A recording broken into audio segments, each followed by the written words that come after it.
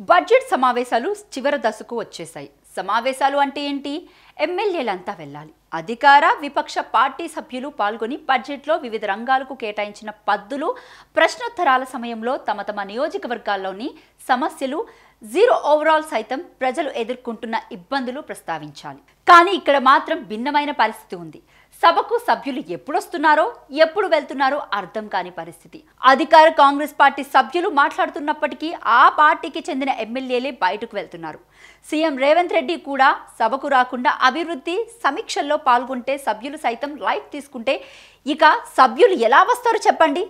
ఇన్ని రోజులు జరిగిన సమావేశాల్లో కొంతమంది ఎమ్మెల్యేలు సభకు వచ్చినా ఎక్కువసేపు వారికి కేటాయించిన సీట్లలో కూర్చునేదే లేదు. కొత్తగా అసెంబ్లీకి వచ్చిన ఎమ్మెల్యేల పరిస్థితి కూడా అంతే. ఇక సభ జరుగుతూ ఉండగానే ఇలా వచ్చి అలా వెళ్తున్నారు.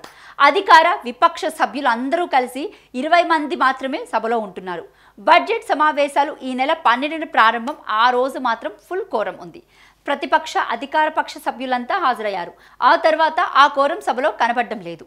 ఇక ప్రజల సమస్యలపై అర్థవంతమైన చర్చలు జరగడం లేదు.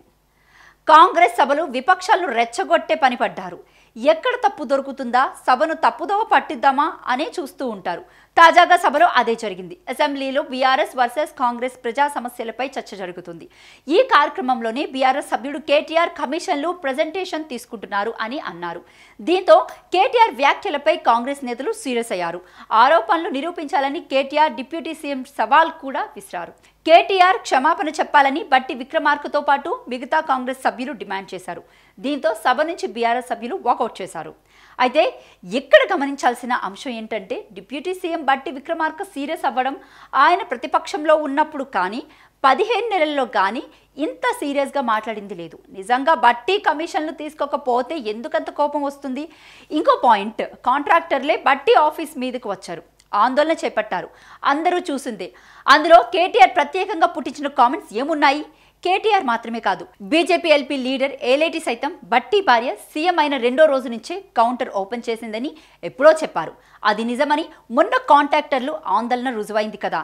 అందులో కేటీఆర్ మాటల్లో తప్పు ఏముంది? కేటీఆర్ వ్యాఖ్యల్లో అన్పార్లమెంట్ వర్డ్స్ ఏమున్నాయో కాంగ్రెస్కి తెలియాలి.